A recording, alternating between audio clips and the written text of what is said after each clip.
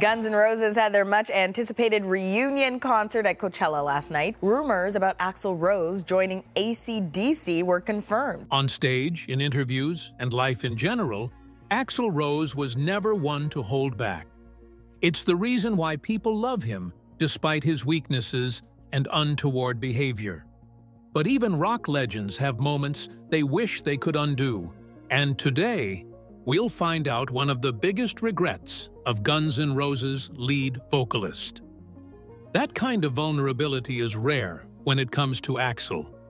But when he does, it hits differently.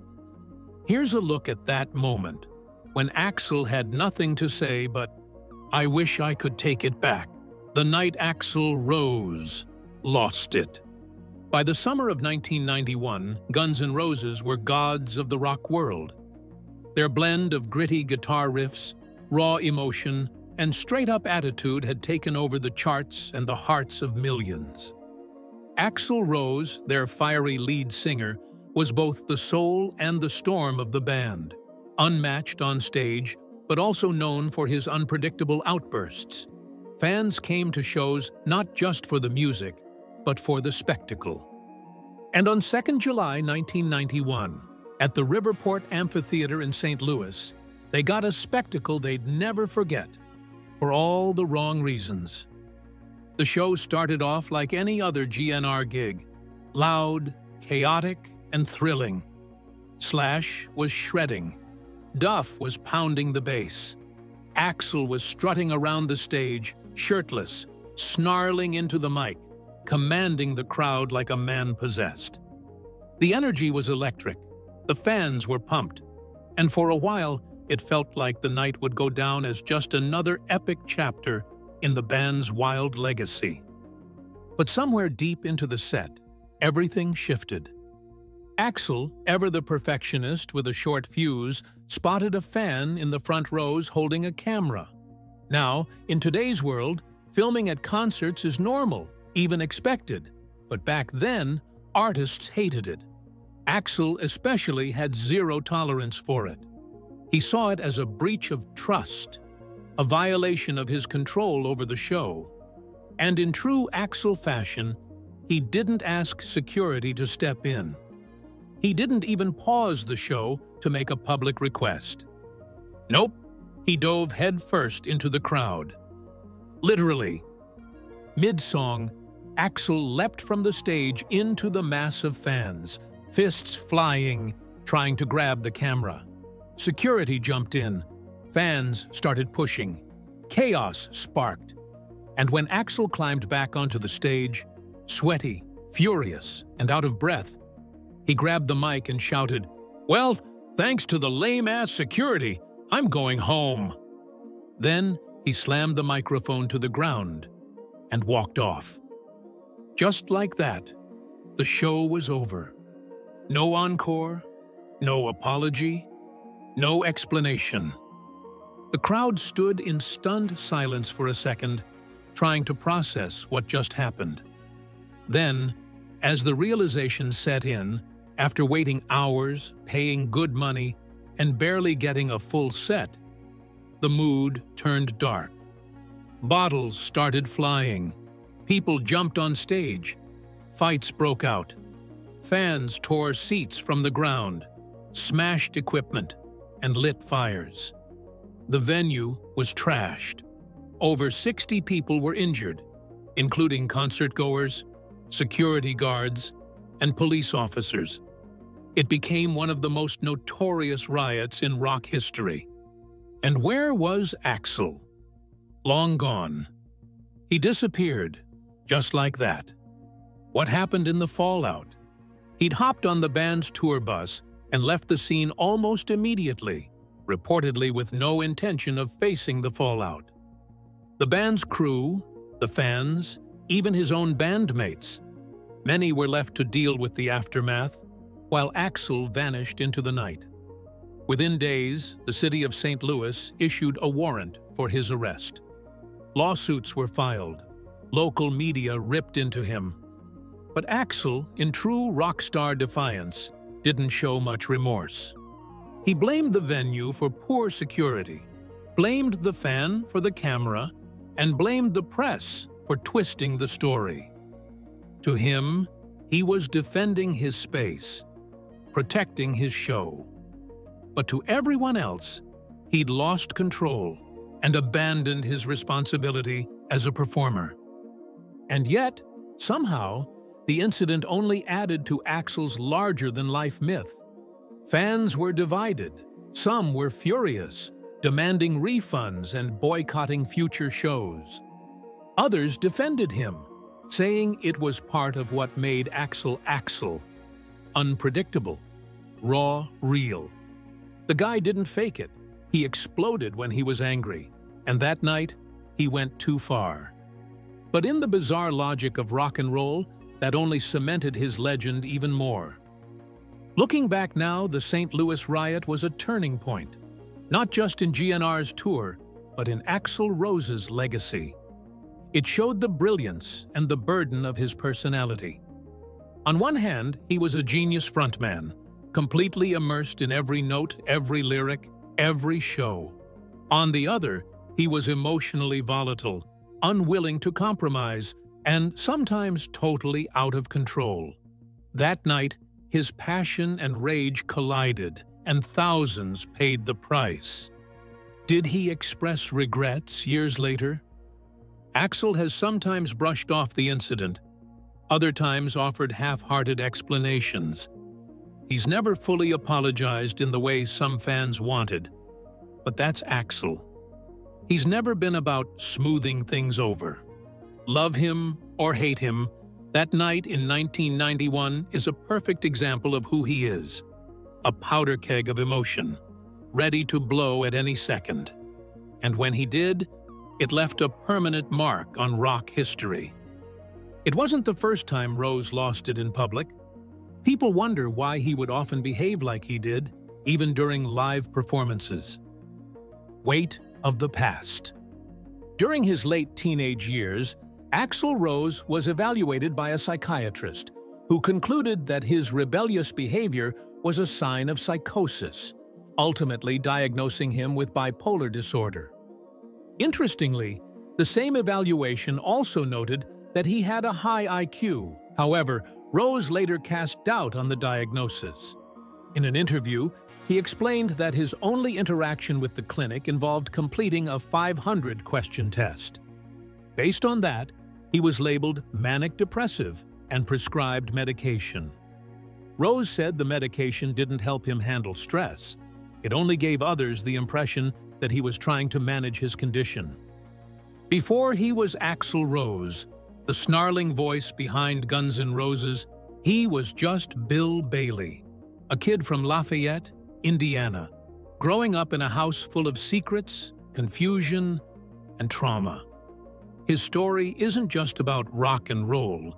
It's about pain that started long before the stage lights ever hit his face. When you really look at his background, it's no wonder he ended up as intense and unpredictable as he did. Axl's past wasn't just hard, it was tragic, and it haunted everything that came after. His biological father, William Rose Sr., left when he was still a baby. Worse than just abandoning the family, he left behind a mystery and a wound that would never fully close. Axl's mother, Sharon, remarried a man named Stephen Bailey, and young William was raised under the name Bill Bailey, believing Stephen was his real dad.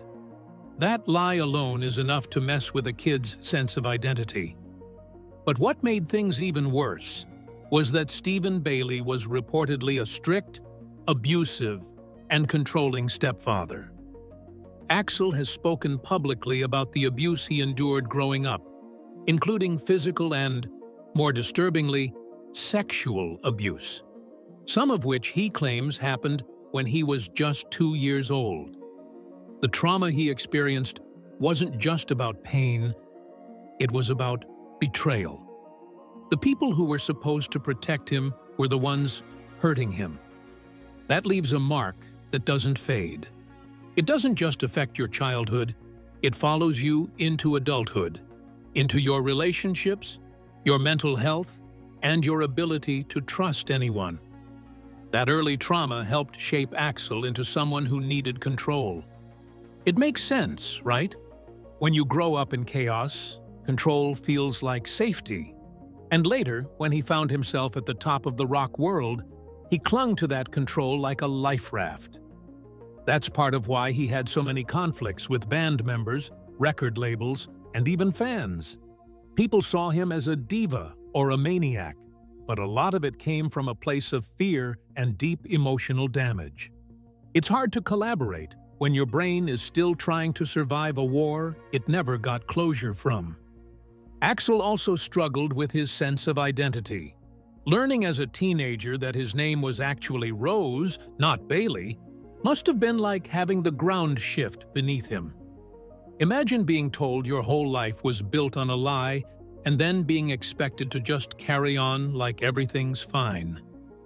That discovery led him to dig into the truth about his father, only to find out William Rose Sr. had died under suspicious circumstances in the 80s, possibly killed. That closed the door on any hope of closure or reconciliation. It was just one more wound that would never really heal. All of this bled into Axl's adult life. His relationships were famously volatile, especially with women. And while there's no excusing abusive behavior, it's clear that his early exposure to violence and dysfunction warped his ability to connect in healthy ways. He was emotionally unstable, sometimes violent, and often isolated. Fame didn't fix him. It just gave him more walls to hide behind.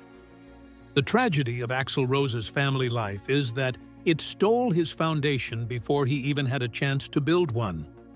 He came into the world already carrying heavy emotional baggage. And then the world handed him a microphone and told him to scream. And scream he did. That rage, that pain, that raw, unfiltered emotion, it made him a star. But it also kept him trapped. For Axl, music was a lifeline, but it was never a cure. The demons didn't go away just because the crowd was cheering. In a weird way, though, the very thing that broke him also gave him his voice. You can hear that pain in every line of Welcome to the Jungle, in the anguish of Estranged, in the bitter fire of Coma. He turned his trauma into art, even if the process nearly destroyed him. And while he may never have found peace with his past, he made something unforgettable out of it. A reflective Axl Rose. He's not the kind of person who lays his soul bare all the time, but if you look closely at interviews, lyrics, and public moments, you can trace a pattern of self-reflection and, at times, remorse. It's not just about the fights and feuds, though there have been plenty of those. It's also about lost time, broken relationships, and the burden of fame that shaped, and sometimes twisted, the path he walked. One of Axl's most notable regrets seems to revolve around how things went down with the original lineup of Guns N' Roses. The band exploded in the late 80s with Appetite for Destruction, but their success was as volatile as it was massive. Internal tensions, substance abuse, egos, and miscommunication tore the band apart just as they were hitting their prime. Axl often took a lot of the blame for the dysfunction, sometimes fairly, sometimes not.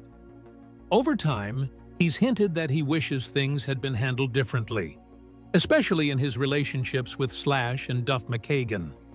Though he was fiercely defensive for years, their eventual reunion in 2016 showed a kind of maturity and perhaps a quiet acknowledgement that bridges should never have been burned in the first place.